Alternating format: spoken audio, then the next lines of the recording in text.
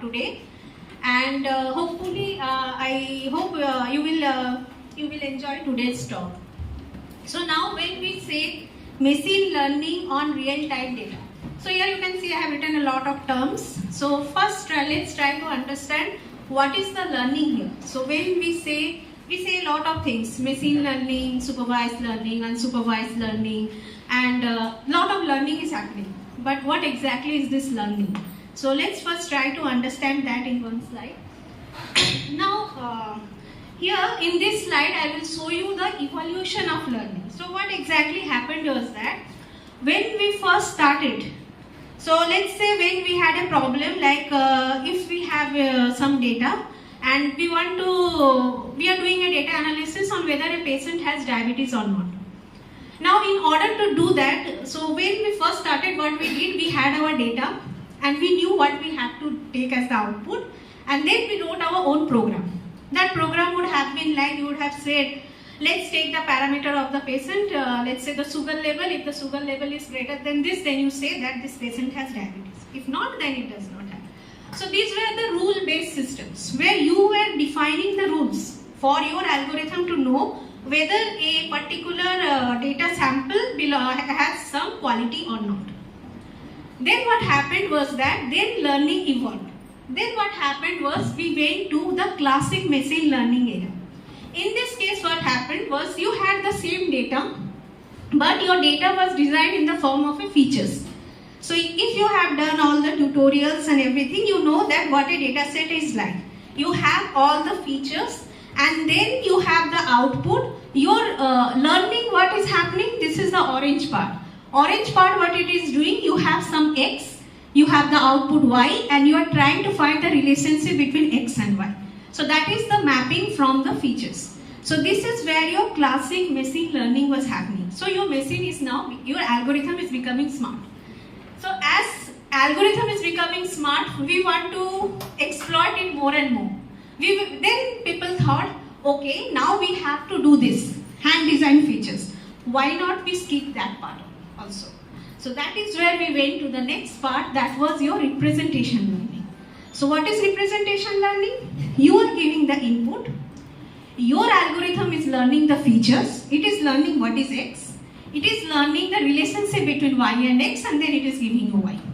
So this type of representation learning is something which you have seen with encoders, with self-supervised learning. So this is what is happening. Only the input is being given and your algorithm is not deep learning. So what happened with deep learning? Deep learning, the feature what it was learning was in some step. It was first learning the simplest feature, then it was combining it to make it more complex, and then it was mapping them. So the most famous example of deep learning is with CNN. You are giving an image. It is first learning in the image the smallest, the change in the pixel color, the smallest edge detection and everything. First it is learning those simplest features, then it is combining them to the most complex features, and then it's doing the final mapping. So this has been the evolution of the learning, where we started from simple rule-based system to now where we are with deep learning and representation learning, where only work we have to give is input and the output. Other than that, everything is taken care of. So now that we know about this, so let's see what are the different types, which by now a lot of lectures have been covered. So you have, of course, the supervised learning, where you know that in supervised learning means you have a labeled data set, where you have your Y, you have your X, only thing you have to find the relationship there. Now depending on the nature of Y, if it is a discrete, then it is a regression analysis. If it is continuous, you have a classification analysis. After that, we went on to have unsupervised learning, where you don't have a labeled data set. And if you have an unlabeled data, then there are other approaches where you can go with clustering. So what you do, you have the features and you see for which data samples the features are the same, for which data sample the features are different, and then you go with your clustering algorithm. Or you can have something which is known as dimensionality reduction, which is what you are doing. In your data, as you know, if you have very large number of features, what happens is is that your work increases because you have to find y equal to some function of x. X are your features. If you have, let's say, 100 features, so it will be y equal to a1 x1 plus a2 x2 plus a3 x3 to a100 x100. So you have to know 100 a's here. So in order to do that analysis, of course, it will take a lot of data, a lot of computational power. So what we do, there is a technique by which you can find which of the features are important and you keep them, or you can find some good combination of the features which will give you a good thing. So that is your dimensionality reduction. So these are like some two forms of unsupervised learning. There are other things like anomaly detection. You have association learning, which probably will be covered in your unsupervised learning lectures. Then we have semi-supervised learning. So what is semi-supervised? The thing is that, for supervised you have to label your data. And labeling a data is an expensive manual task. So we went to unsupervised learning. But the unsupervised learning problem is that since here nothing is labeled, you don't have any why.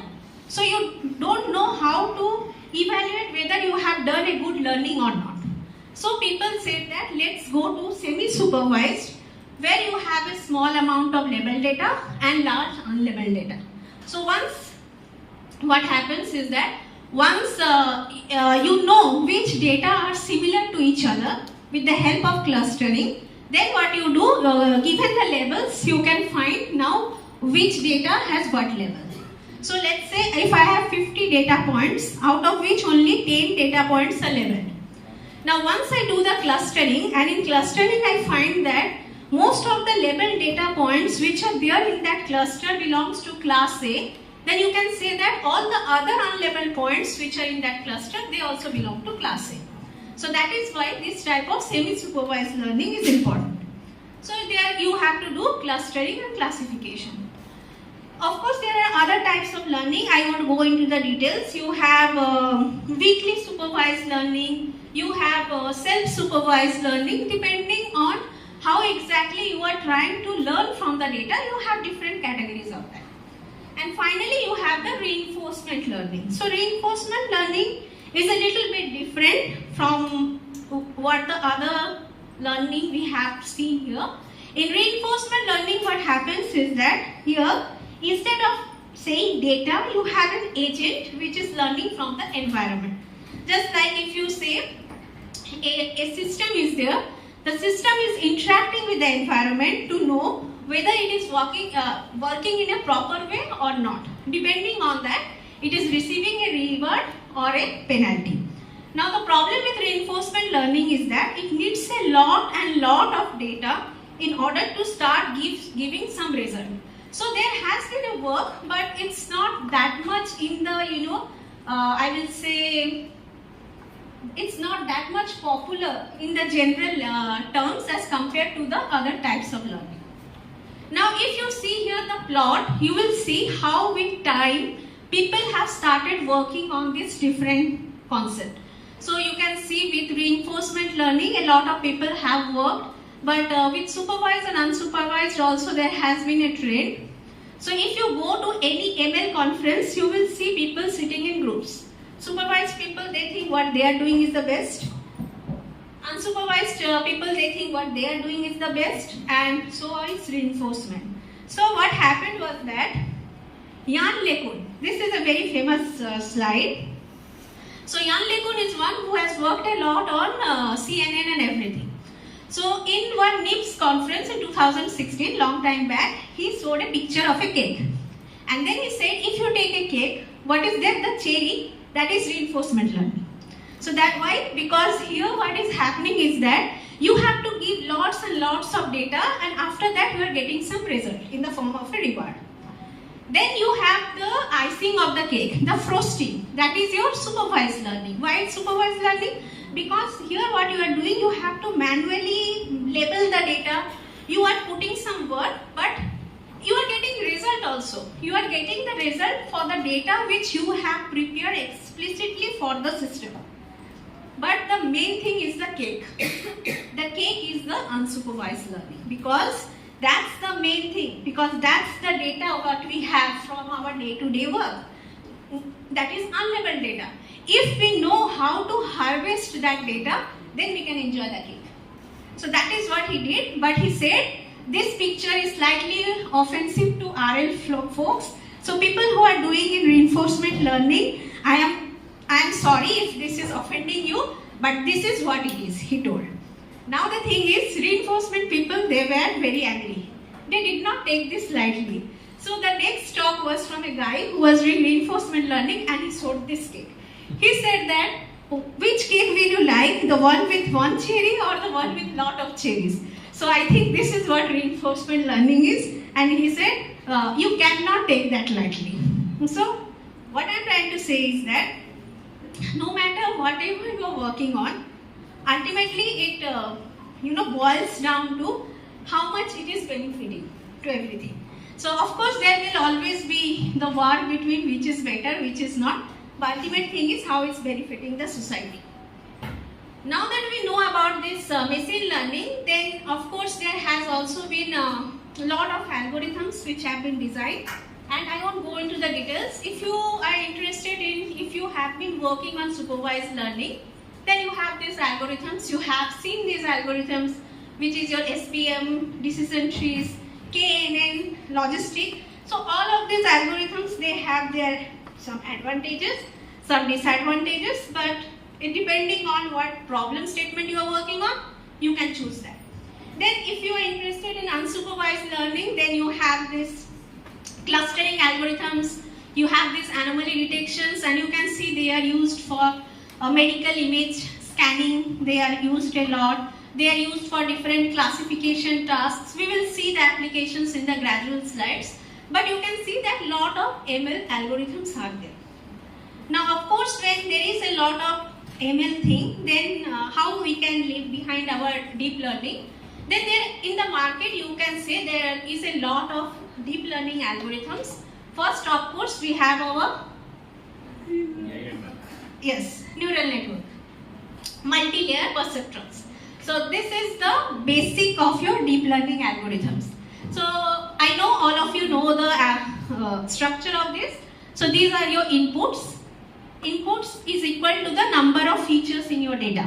So in your data set, if you have 10 features, then you have 10 neurons as an input. Then you have your open layer, which will depend upon whether you are doing a single class classification, multi-class classification, regression, whatever you are doing. Depending on that, you will have your output, and then you will have some hidden layers. The hidden layers, they are something which will decide how much you want to know about your system. So remember, these hidden layers, they are working on the non-linearity of your data. Or in other words, if you are doing a classification, if the classification boundary is not a straight line, it's a complex boundary.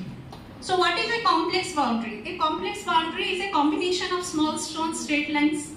So these small straight lines are what these hidden layers are learning, and then they are combining it and giving you the final complex classification boundary. So this is how your hidden layers work for a neural network. Now that we know about MLP, then of course we have CNN. This is also one of the architecture which is used. And CNN, you all know, so here you are giving an image. So you have an image, and then you have something where you are learning the features. So this is deep learning, where your feature is learned. First simple features are learned, then you are combining the simple features into more complex feature. And why that is there? That is done with something which is known as convolution operation. So once it is learning the features, and it is knowing about the non-linearity of the features, so activation function, so no need to go into the details. And then you are using pooling to reduce the size of your input data. Once you have done that, you are flattening your data, and that is going as an input to your multi-layer perceptron, and finally you are doing the classification. So CNN, you know, it has been one of the reason why deep learning is so popular today, because with CNN people showed that we can achieve the accuracy of doing any task as per human level. So CNN has been used a lot for this type of task. Whether you want to classify between images, you have classification. Whether you want to classify and localize. So you might have seen in security cameras and everything, where they are able to, point out a car is there and they are able to draw the boundary where the car is there. So this is your classification and localization. If a single object is there, if multiple objects are there, then it becomes an object detection task. And if you want to see pixel wise where the object is there, then it becomes an instance segmentation. So these are the various tasks which are performed by CNN. There are different algorithms which are used to do this, and they are actually used a lot whether you go into manufacturing industry or whether you go into the railway industry. You will see applications of this in the next few slides.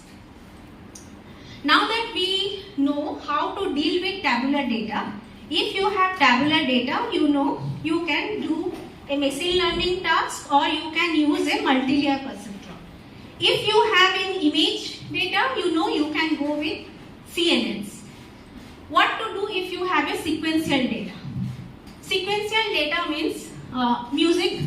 If you want to do some music classification, or if you are working with human speech, or if you are working in the hospital looking at the ECG of a patient to predict whether the patient ECG is normal or not, or what should be the next thing. So whenever we are dealing with a sequential type of data, sequence is also there when I am speaking. So when I am speaking, by your knowledge, what I am going to say next. You know that next I will be talking about the type of sequential models. So this type of prediction where a sequence is happening, what should be the next thing in the sequence, these are taken care of by different sequential models which are available in the literature, which are recurrent neural network. You have LSTM model, long short-term memory, then transformers, which are the nowadays everybody's bread and butter. Then you have GRU, gated recurrent unit. So these are the models. What they do is that they take the input data and they try to learn what is the sequence of that input data. So you have this RNN models and the LSTM models. So one thing about RNN models is that when these models were defined, they could learn the sequence, but it was only for a short memory like Gajni. So what was happening with Gajni? He used to forget, after every 30 minutes he used to forget. So this is like with RNN. If you are giving it a long sentence, then it will forget what was there in the beginning of the sentence. So it will give you absurd predictions. So you have to go with some other model. So these are like different models which are there in order to take care of sequential data. So now that we know about sequential models, the next is our generative models. So how many of you know about generative models? Yes. So can you tell what is generative model? So what is generative for you? Generative means it's generating something new is happening. So what happens with generative model is, in this model, which I know you all have used till now, can you give an example of generative model? Yeah. Image. Huh? Sorry, sir? Developing a new image. Yes, developing new image. I think all of you have done this. Or with ChatGPT. That's also a very simple example. So what is happening with generative models? With generative models, what you do is that you have a data, you learn to see what is the structure of the data. And once you understand the structure of the data, you can copy that data. That's the simple logic. So if you want to learn something, so what it does is that it starts with some distribution and then it tries to copy. So it starts with some initial assumption and then it tries to copy the distribution of the data. So once it has copied the distribution of the data, it can now generate new data because it knows how the data looks like. So that is what you say that generating images. Why? How it does? because it knows how the image of a dog or a cat looks like. It knows the distribution. Like a dog can have only 4 legs. A dog can be of these colors. A dog can be of this height, width. So it knows the distribution. So once it knows, so what it can do, if you ask it to generate a new picture of a dog, it will take those values and it will generate a new value for you. So that is why these generative models, they are so famous. And one of the most famous used models is your GANs. So what are GANs? I kept this model because this is the model which is based on the idea of the game which we used to play when we were very small. You know, when the person who developed this model, he was drinking in the bar and then he came upon this idea. Like, so what is this? So what is happening here is this. You have, let's imagine, you know Chor Police game we all played. So you have, this is the police and this is the thief. And the police has to find whether the image which is being sent, that is a real image or that is a duplicate, fake image. So what happens is that first the chore, he will try to generate some random image. When the random image, it will send it to this police. The police will easily identify that no, this is fake image and it will give its input here. So this thief, it will take that input. It knows how the police identified me. So what it will do, it will update the image accordingly. And then again it will send it to this. And then again it will identify whether it is a fake image and it will send its input. And with this person will start improving and improving, and a time will come when this person won't be able to identify whether this is a real image or a fake image. So that is how this type of network works. So that is why it is known as adversarial network. Adversarial means they are competing with each other. So since this is a competition network, so generator, what it is doing is that it is generating fake samples trying to fool the discriminator. So that is the main task. And what the discriminator is doing is that it is trying to distinguish between the real and the fake sample. And then that is how the training happens here. So this training is not like your usual supervised learning training where you are trying to find the optima. Here what it is happening is that the training will be like both will try to overdo each other. So that is something which is known as Nash equilibrium. We don't go to the details here. So they try to compete against each other, and then a time will come where it won't be able to distinguish between the real and the fake image. And then what is happening, since it is not able to distinguish, now you can use the generator to generate images because the generator has now learned how it can generate. So the question is how the generator learns. So this is by competition with the discriminator. There are other ways by which also it can learn, and these other ways, techniques, they give rise to different other generative models. So you will see a lot of generative models in the market, but remember the main focus is how the generator is learning the distribution of the images.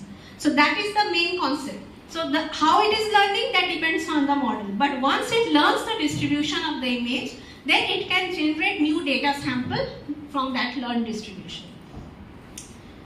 So you can see here the impact of generative AI in today's world. So there are different jobs here you have.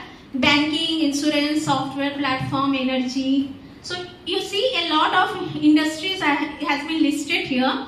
And for the first color, deep blue color, you can see like 54% of the banking work, it can be replaced by Gen AI. 54% of the work, it can be replaced. 12% of this banking work is something where human has to work, but this Gen AI can help them to improve their quality of working. So that is 12%, and 24% and 10% is something where Gen AI cannot be of help. So this is entirely manual thing. So you can see that there are some industries where Gen AI won't give a lot of impact, but there are some industries where the generative AI can be used to improve the style of working. So it can help the people working in that area to improve their quality. So that is the reason why generative AI has been a lot in the market. So this is what you have been telling. So we all have used this sometime or the other. So you can see the quality of these models where just by giving something, you are writing some random text. You can try this actually. This is from Google Imagen Research. Just go to their website and try writing something and it will give you. So you can see people has written a dragon fruit wearing karate belt in the snow. And it has given. Because it knows about this distribution. So it can easily, start generating images for you depending on whatever you are giving here. And of course there are GPT we all use, Gemini we all use, and then these are like GitHub also you all have used, it can write the code for you. Then you have this OpenAI which are used for generating images. Then you have something Writesonic which content writers use a lot. So what they have to do, you have to say something like, let's say if I say that tomorrow I have to go to this college and I have to give a talk on this particular topic. And then it can actually generate slides for me. What should the topics are. Once it knows the topic, it can generate like what can be the relevant slides, what I can speak on. So you can see there are a lot of different models which are already there in the industry and people they are using it whether for content creation or music generation or new image generation. And this is one of the best impact of generative AI. Yes, I will stop here and see if you have any questions. Okay. So if no questions, then let's go to the next part, which is our large language model. So this is the last model which I will be talking about. So LLMs, they have been in the market for long time. And example of LLM, anyone? Large language model. Yes. Yes, what is the language model you all are using? I hear something, so speak up. Chat GPT. So that is, so these are generative transformer models, or in other words, these are LLM models. So these LLM models, they are nowadays you can see everywhere. If you open, you have DeepSeek, you have ChatGPT, everyone is competing with each other. So why these LLM models are very important? The thing is that with these models, you can talk like you are talking to somebody. You ask them questions, it actually answers you. Then the second is it can translate language for you. It can summarize your text. We all have used it to paraphrase something or to do some other work. It can handle complex linguistic tasks. That means it can understand if you are mocking something or if you are, subtlety in your language. So that, which only we human can understand. Now these systems, they have the capacity to understand the complex linguistic tasks. That is the way in which you are mocking somebody, or if you are trying to say something in the sarcastic way. These models can understand that some sarcasm has been thrown to it. It can of course create content. So there are a lot of things which these large language models are doing, and they have been popular because every day we are in some way or the other we are using these tools, whether in the form of a chatbot or translator, or there are a lot of content creators. We see that these are making an everyday impact to us. And then other thing is adaptability. Now you can use these models on your own local system. So with a slight tweaking, you can run now DeepSeek models on your laptop. So this is the way in which it has developed, that these models now, they can easily work on your system with simple fine tuning. They are able to perform tasks like, you see, ChatGPT was trained on data all over the internet and everything, but the behavior is that it can now generate code for you. If you ask it that I have to write some code, or I am writing a code, I have some error in the code, it is able to do that. It has never been trained on that. So that is what this emergent behavior. It has learned something and it is actually able to perform tasks without explicit training. So that is one of the best thing of that. And of course it has a powerful performance where it can handle tasks like reasoning, summarization and everything. So this is the current scenario of your LLM models. You can see we started in 2022 with only one model in the market, GPT. And now we are in this phase, 2025, where you can see how many models are there. The rise of models. So you have from Facebook, Llama is there, you have GPT, you have DeepSeek, you have Gemini. So different companies, they have actually built their models. These models are trained with billions and billions of parameters and everything. But the thing is that we can use these models on our own local system and work on them. So that's where these LLMs have been used a lot. So now, till now what I was happening is that I told you about the different type of models which are there, and depending on the task you have, what type of model you can use. If you have tabular data, you can work with simple machine learning, or you can go with neural network. If you have images, you can go with CNNs. If you want to work with sequential data, then you go to your sequential model. And if you have something where you want to generate something, you want to look at that, then you have generative modeling. So now that we have an idea of what are the different type of models, let's see how these are used in our day-to-day life. So in our day-to-day life, these are the most simple thing where you can see machine learning is used, where what is happening is that you are using the predictive analysis of ML. So that is y equal to mx. You are using the predictive analysis to predict what is going to happen depending on the data you have. So this you can see is that if you want to detect online fraud detection, so a lot of banks are now implementing these models where they can detect when exactly a large transaction is happening. So if a customer has a history of transaction, and irrespective of that, means in contrast to that history, if suddenly a very large transaction happens, immediately the bank notifies that a large transaction has happened. So these are the training with the help of online fraud detection. Then of course we know spam filtering. This is something we have done simple algorithms on.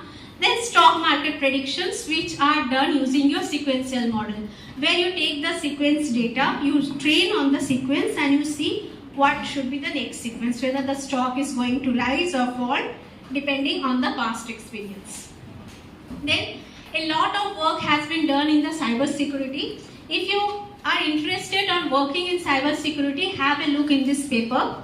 So this is deep cyber security, where a whole complete analysis is being given how deep learning and simple machine learning are used in the context of cyber security. So this is something, if you want to explore, you can explore this, where you will see that even with simple techniques like clustering technique, you can identify the anomalies, like if an intruder is going to, if an intruder is trying to enter into a network or not. So when you, let's say if you're working in a company, so when you are going inside, so your attendance, how it will be taken, you just stand up, it will take the image of your face, and then it will mark that, okay, the attendance is done, this person is present.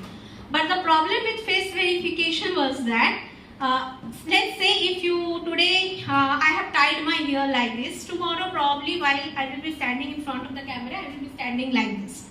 So my algorithm has to be that good that it recognizes my face, whether I am giving a side view, front view, or whether I am looking something like this. So it should be versatile enough for that. So that is where this algorithm, it revolutionized everything, where with face alignment, that was the main thing, that no matter where the face is, it can easily do the face verification. So that is one thing. And face verification, we actually encounter this whenever we are traveling. Can anyone give me the example of face verification? Whenever you are traveling by flight, face verification, nowadays it has started. Which one?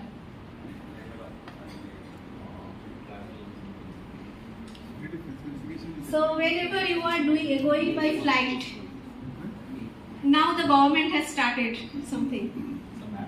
Yes, what is the name of that app? Digi Yatra, how many of you have done? Digi Yatra. So what is Digi Yatra doing? This face verification. So you can say this is something which we know. How implementing that on an IoT system, that's an entirely different task. So this is integration is also a very important part.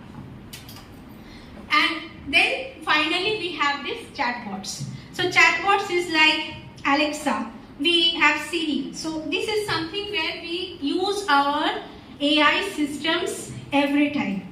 Now the thing is that chatbots has been there for a long time, long before we had this AI. So if you remember, let's say, let me ask you one question. So how many of you have used IRCTC chatbot Disa? IRCTC, when you are booking, you have seen, no, there is one chatbot Disa. So you all have used that. And you also have used Alexa. What is the difference between these two? It is text and is voice. Yes, chatbot is text only. And Alexa is completely voice assistant. Yes. So that's one thing. And so the difference here is one is chatbot, one is virtual assistant. So this is the difference you should all know. So with Disa or with different bank also you have this chatbot, no? So yes. So these are all real-time, rule-based chatbot. That means they have been trained on certain questions and certain answers. So these are fixed, yes, that's it. These are fixed. They cannot tell you anything extra. So if you ask this, like what is the weather today, it will say, sorry, I don't know this. Please ask this question. So these were your first traditional conversational AI chatbots, which were just predictable. It is completely controlled by someone who has designed them. It has predetermined responses. And it has rapid response test of voice experiences. So it will instantly tell you, if you ask it, when I want to book a ticket between Hyderabad and Mumbai, it will instantly give you the answer. So this is your traditional test. Nowadays what we have with our virtual assistants, these are generative AI students. So what it has? It has a nuanced language understanding. That means if you say that, let's say, one example is earlier with Google, if somebody at night was looking for medicine source, like at 11 or at 12 in the night, they're looking for medicine source, so it will try to show the medicine source. But now what happens is that Google can also say, do you want the nearest hospital address or not? Because it knows that if somebody is looking in the night, they may have some medical emergency. So that is your nuanced language understanding. It tries to understand the context of everything. That has improved. Knowledge representation. What is knowledge representation? That means it has now an extensive knowledge. With Alexa, you can ask a lot of things. You can start with weather. You can ask about life, God, philosophy, date, anything. So that is, it has an extensive knowledge. It has a RAG-based search functionality. So what is RAG-based? RAG-based means what is happening is, this is it has API connections to all the things. So if you are asking what the weather is today, it instantly knows it has to give an API call to some website. From there it can collect the weather and then it can go further discussion like, I think you should take your umbrella today because it might rain. So this is what it is there. Unpredictable dialogue handling. What is unpredictable? Because that is what I told you before. With large language models also what is happening, even if it has been trained on one thing, it can help you in other contexts also. And finally, insights from unstructured data. What is insight from unstructured? Means it's not that data has to be always in the form of a table. It can be picture, it can be anything. It can become video clip, some sound clip. Anything you give, it can actually interact with you. So this is how your virtual assistants have advanced nowadays. So till now what we saw. So let's stop here and try to see what we have seen till now. So according to this person, Ali Ghodsi, who is the CEO of Databricks. Databricks is a, how many of you have heard of Databricks? Yes. So data a code which can distinguish between a spam mail and a regular mail. You can instantly write a code based on what experience. But until and unless you implement that in real time, it's not going to be useful. So that is what now modern machine learning is coming. So modern machine learning is saying you that more and more people are doing ML in production and most cases have to be streamed. Otherwise, ML is of no use. Because until and unless in real time it is helping me, nobody is interested in that. And that one of the best example is recommender systems. So whenever you are going through Netflix or Insta, so you see Insta when you are going through the reels. If you like a reel, the next you will see you will get reels based on that only. So that is where your recommender system is important. Whether it is Netflix, YouTube, Uber, any system you go, Facebook, anywhere you go, here the ML is working in real time. Because if a customer, let's say I am going to Amazon website and there, let's say I want to work from home, I am building a home office. So if I am building a home office, I will look for a chair, I will look for a comfortable chair, I will look for a laptop place. If my recommended system is smart enough, then it will instantly understand that it will try me to recommend me some good plugging point, some good Wi-Fi network or something. It should start recommending me. If it is not recommending me, then I will lose my patience. I will say, nee, network is not good. Let me go to some other website and see whether they are giving me good prediction or not. So that is the reason why nowadays recommended systems, they are trying to use this ML in real time. And when we say ML in real time, the entire picture changes. So there we have to now we have to look at something ML in a entirely different picture. Okay. So let me try to give an idea of how you can do that. How much time I have? You can take half an hour. Half an hour. Okay. Then I can give you. So you all know about this pipeline. Yes, this pipeline everybody knows that this is how your typical machine learning workflow is happening. So these are the 9 stages. You start first with understand your problem.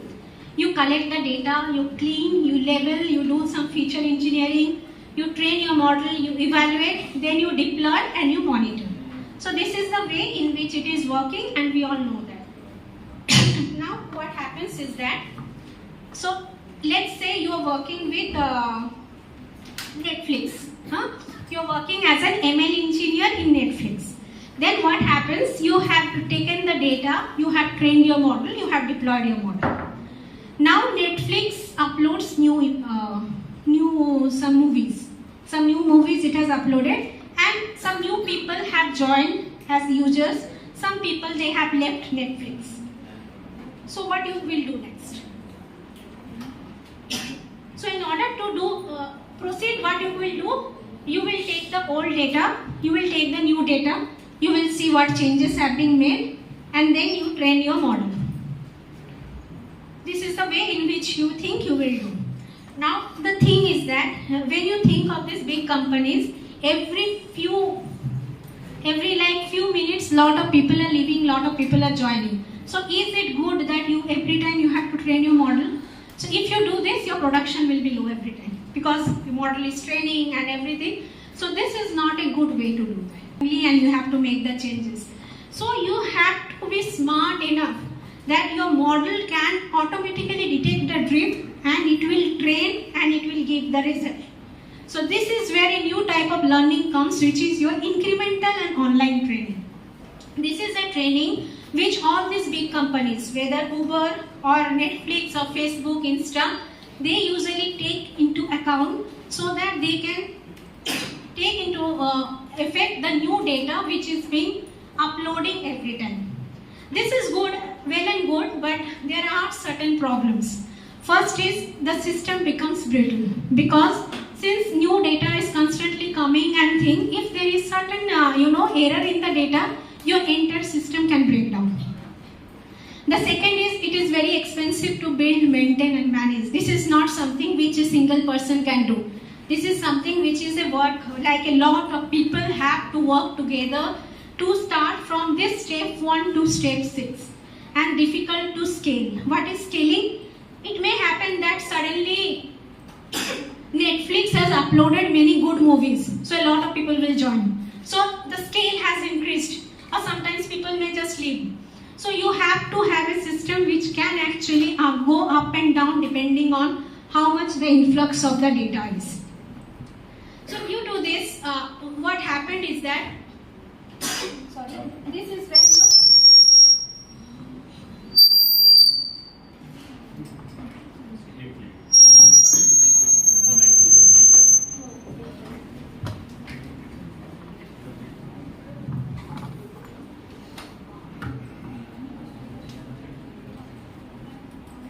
Okay, so this is where your real-time machine learning comes. So what real-time machine learning says is that this is the process where you will be making the predictions and decisions, everything which you do, but now the data will be online. It's no more your offline tabular data or everything.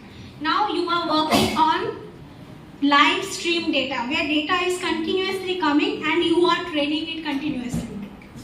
And this you can use it for recommendation systems. You can use it for dynamic pricing, which you see in airlines. If you search one time, the next time the price will increase. This is due to this, thanks to this ML.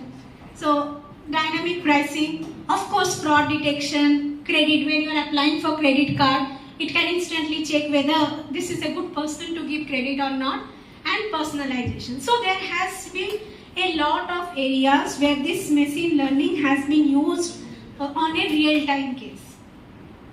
Now if I want to compare this, there are two types of real time. One is your hard real time. What is hard real time? Here, when your machine will work on the real data, it should be giving the predictions within a few milliseconds. That is, there should be a very low latency, because if it takes a lot of time, the system will crash. So here the prediction time, the input time to the prediction time, it should be very quick. And this type of systems are implemented on edge devices, that is your IoT devices. So these are mostly used in self-driving cars. So on the self-driving cars, since the data is continuously coming in the system, so it has to look in the data and instantly decide whether it should stop the car or whether the car should move forward. Because if it does not do that, there can be an accident. The system will crash. So these are the systems which works on hard real-time ML. Then of course you have medical system where there are surgical robots which are used in ICU. So these surgical robots, when they are working on a patient, it has to decide instantly whether it should proceed or it should stop, by monitoring the patient's BP, heartbeat, etc. So these systems are also real-time working machine learning systems. Then of course industrial. Because in industry, if it is not looking at whether the systems are working in a correct manner or not, there will be a lot of loss to that particular industry. So these are like some examples where your machine learning systems are working in real time. Then fraud prevention. In contrast to that, you have your soft real time. Here, of course, you have to get the answer instantly, but it's not like there is some life at stake here. So here it can give you the results, but there is some trade-off between speed and accuracy. So the main examples of this you see in stock market prediction. So here you can wait for 3 to 4 minutes to get the answer. It's not life-threatening. Then of course you have your recommendation system, where in Amazon or Netflix what happens is that based on what product you are watching or what movie you are watching, it will recommend you the movies, but it's not on real time, instant. It will take some 5 minutes or something, and after that it can give you the recommendation. Then you have this AI chatbot virtual assistants. So these are the machine learning which do work on real time, but the response is soft. It's not like within second and millisecond. It can be a couple of minutes. So now that we know about this, so what are the challenges? The challenges is of course scalability. You have to have the resources to handle large amount of data. Your system has to be working in all conditions. It has to be reliable. there should be no security problem, and it has to give you a high accuracy in all the predictions. So you can see these are the 4 factors which it has to take into account. Now that we know about this, so let's see how this real-time ML it evolved. So this is the slides where we will see about the evolution. So don't be afraid of this. These are very simple diagrams. I will just tell you. So what happened was, when first ML came, when industry they started implementing it, what they did was they used to first take a big data warehouse. So what are these data warehouse? This is where they store the data, because you need to have large systems where you store the data. So once they had this big data warehouse, you have your data set, they will train the model.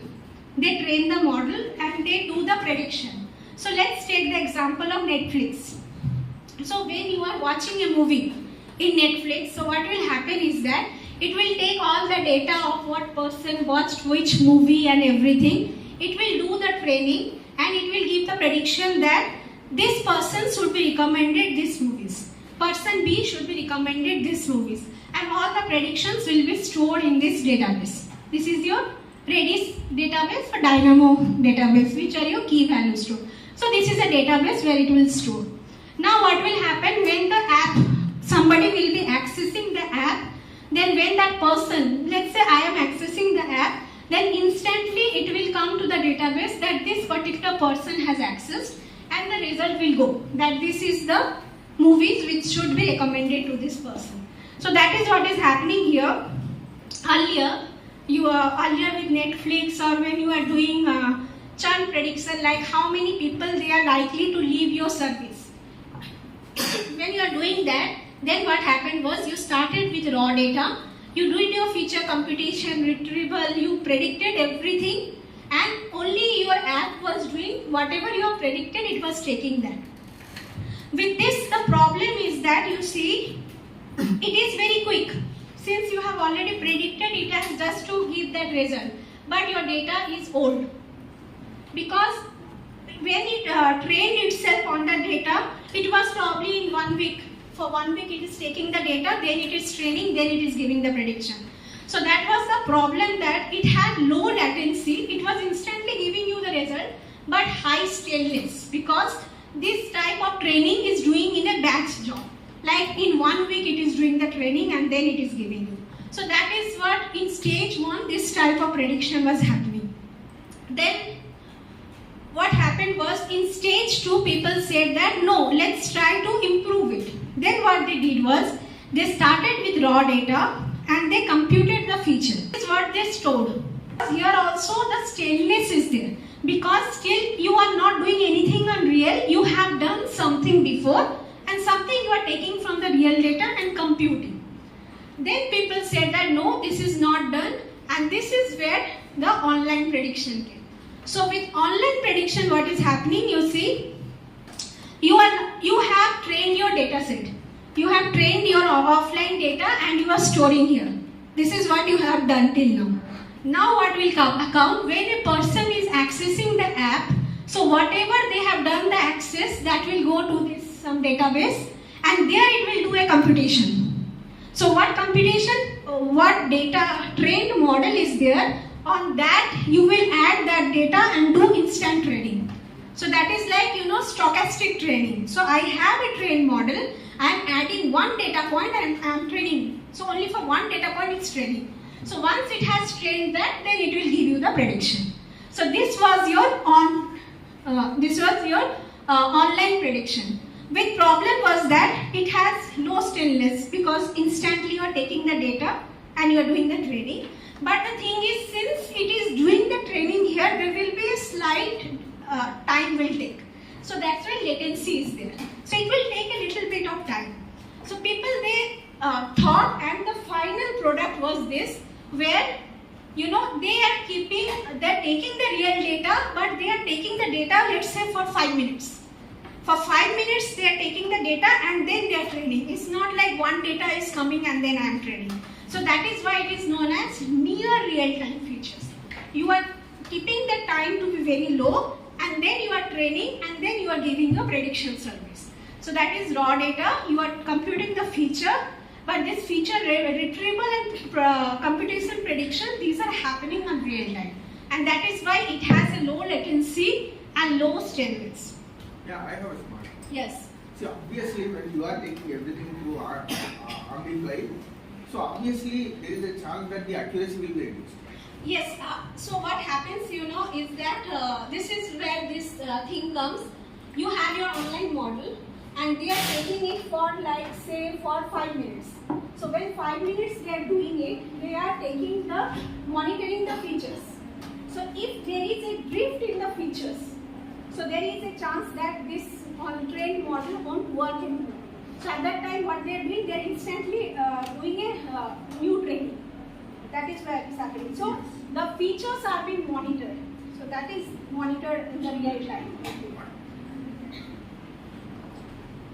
So now that this has happened, so this is the stage how it went from offline batch prediction to our inference in real time. And you can see the key challenge of online prediction was you have to balance the stateless and latency.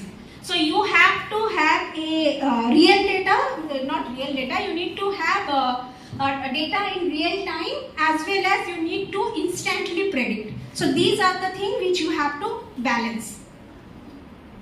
And this is how your real-time system looks like. You see, you have different data sources.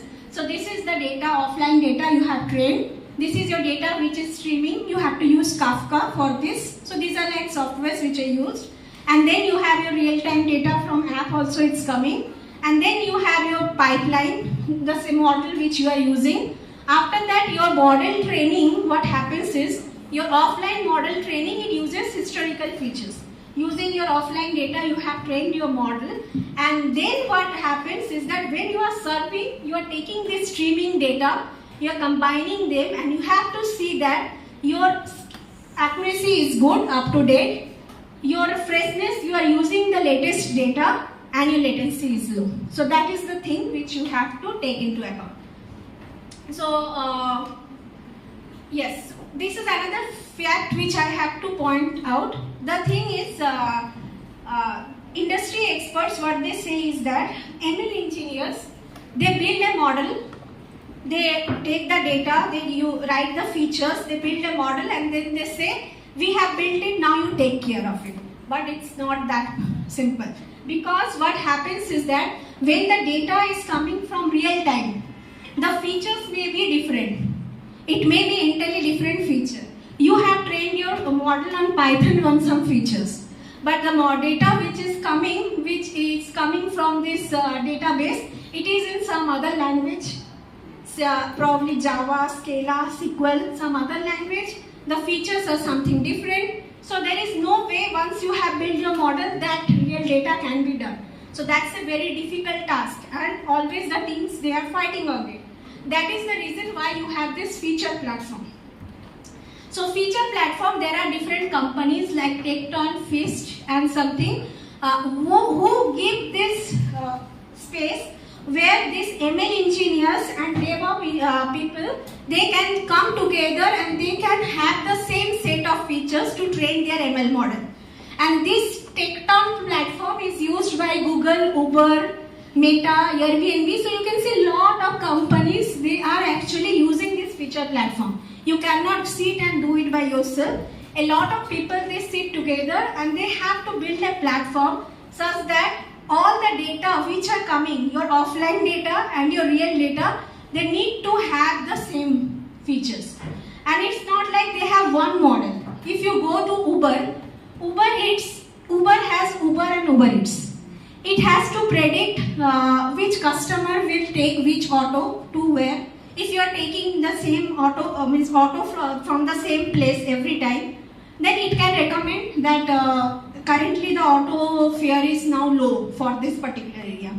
It can give you customer support, estimated time of arrival, dynamic pricing. So you see, if you are going to the same place for 5 days, you will see the price will increase after 5 days. So this is dynamic pricing, personalization, fraud detection. So it has to train so many models. So it's not that simple. So you have to have a the data which will give you access to all these models.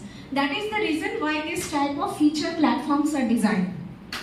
And same with Netflix. You see, Netflix has so many machine learning models trained. So this is from the Netflix ML team. So you can see they have so many models which are being trained to access like which customer wants which movies or which customer is going to leave that company. Similarly for YouTube and everything.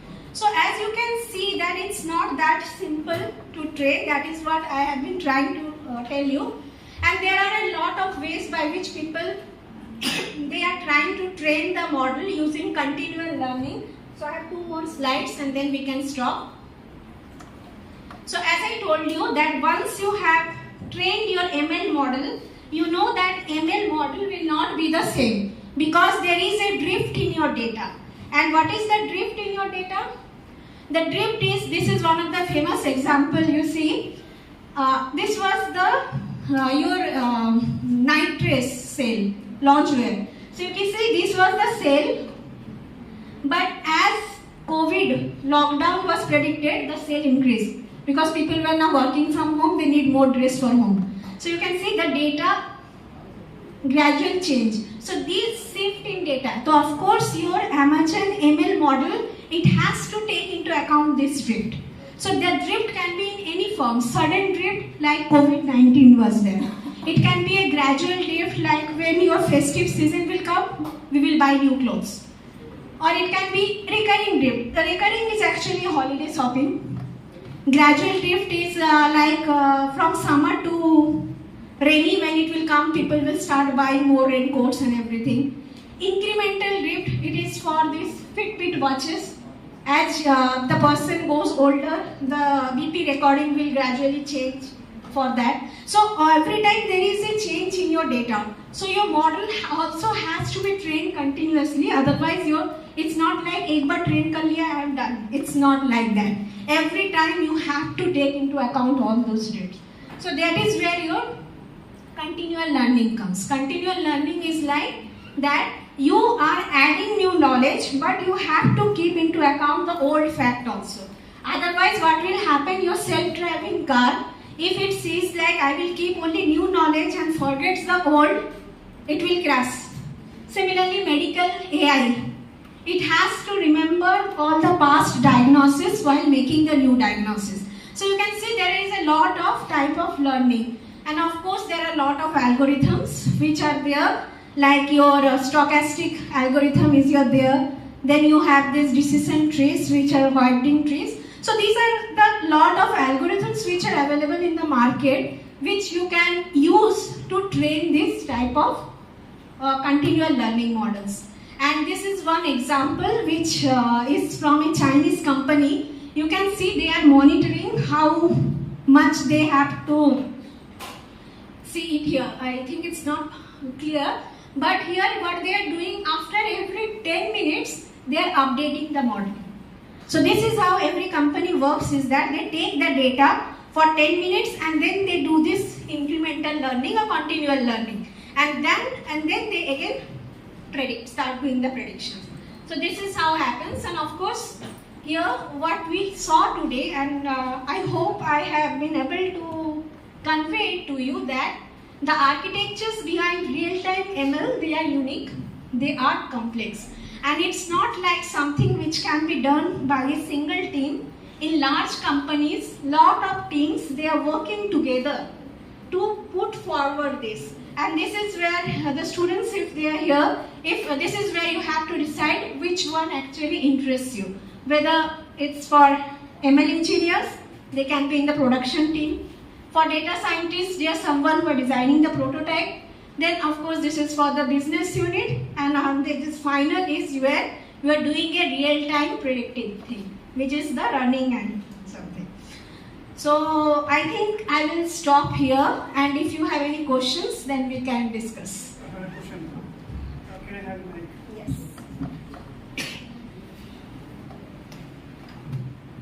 Ma'am, coming to the LLM topic, we have mentioned that without explicit training, we can recommend that LLM. And you have given examples for that. stock prediction and online fraud detections. Stock prediction. What company? LLM, I was telling you about this code writing and all those things, no? Yes, So yes. LLM, I told you that LLM is something where it has been trained on such a large amount of data that now it can give you predictions for something which it has not been explicitly trained on. Like if you give some code, you are writing a code and you Okay. give it to your ChatGPT model, it can instantly find out what are the errors in your code. It has never been trained on that code. But it can still tell you that, okay, these are the errors in this code and this is how you can modify it. Okay, for that I have a real-time example. If a doctor having a patient, if a doctor having two patients, for one patient is checking the pulse, we can consider that is a tacit knowledge. And another patient is recommending from some diagnosis to is giving like X-rays and blood profile test. In that diagnosis, we can get the disease, what the disease, and we can, for that patient, he can recommend for the particular treatment. For that, we can call as explicit knowledge. So, how can we consider that without proper explicit training? You're telling that it's the best thing in that particular slide. So you see, I don't know if I understood it properly. So you are saying that if a system has been trained on a lot of patients, Yes. then when a new patient comes, whether you can use the previous information to give that to the patient. Is that what you are asking? Not exactly, but you are giving examples like online fraud detection. Coming to the stock prediction, that is some people they're having some choice to invest their money. Yes. If they lost money, it is their choice. But coming to the online fraud detection, it is completely the effect. The system will get effect without proper explicit training. You're saying that that is the best thing. You can recommend elements. Metrics are there. Accuracy metrics are there. So Okay. when a system is trained, there are different metrics. So for this online fraud prediction systems, there is a separate metric. Okay. When the systems are trained, it should be trained such that out of, let's say, every 1,000 samples, if it can only say out of every 1,000 frauds, probably one fraud it is not able to identify. So that is the rate at which it has to be trained. Then only it can be implemented. Okay, based on the metrics, we have to Of course, consider. there is a Okay. metric. I did not go there, but every system when you are training, there has to be evaluation metric. They are also online. They are monitoring continuously. That I did not go, but it has to be. Thank you, ma'am. Thanks for that. I have one more question. Yes.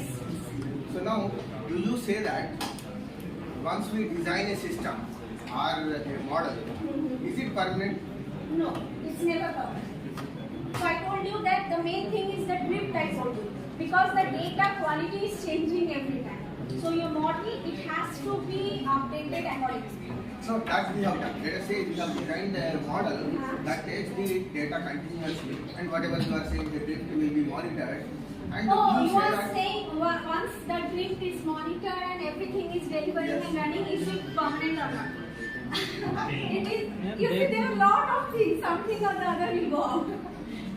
So I listened to some talks by these people from Facebook and something. They were saying every time there is some fighting going on between these streams. that is what the problem is. I have a land trail problem. There is some data which is unused, so that will be away from always from my system. So that may be useful in future. Yes. In such cases, we will ask. Yes, that's true. So, this is something where everyone has to come together. It's not like I alone can do everything. So, if you have some data, so you have to look for some people who can actually access the data and build something good with that. So, that's the main thing here. Teamwork now. Teamwork. Taken from cloud. Drift is more. Probably the Cloud time is model this doesn't one. work. Yes, Madam, then drift Yeah. another. Then what if the other alternative methods can On-premises instantly అయితే వాళ్ళు we should చేయరు. solve the Problems problem? there are different ways Problems by which వస్తే these they are models are taken trained. from I help told you from this online cloud. learning Cloud particular. నుంచి So what తీసుకోవాలి. happens is తీసుకుంటే that they there is automatic something real time known as data window learning. So Real time whenever they say that okay the drift is becoming more, they instantly reject that model and they take the last 3 months data and train it. Yeah, so that we immediately solve the problem. So that is why monitoring is constant. That is something which has to be. Actually, Netflix Yes, any other questions? actually Netflix for 2008 some issue. Thank you, ma'am, and the session is really insightful. Yeah. I now invite Dr. M. Kumaraswamy sir, convener of the FDP, and also C. Shyamsundar sir, co-convener, to felicitate Dr. Mona Lisa Patra, ma'am.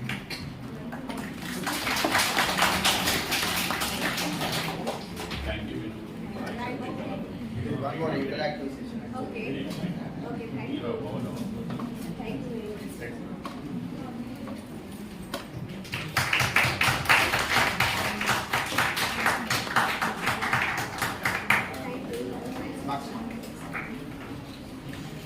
So let's break for lunch, and the next session will be starting at 2:45 and it will be online. I request all the participants to join the meeting.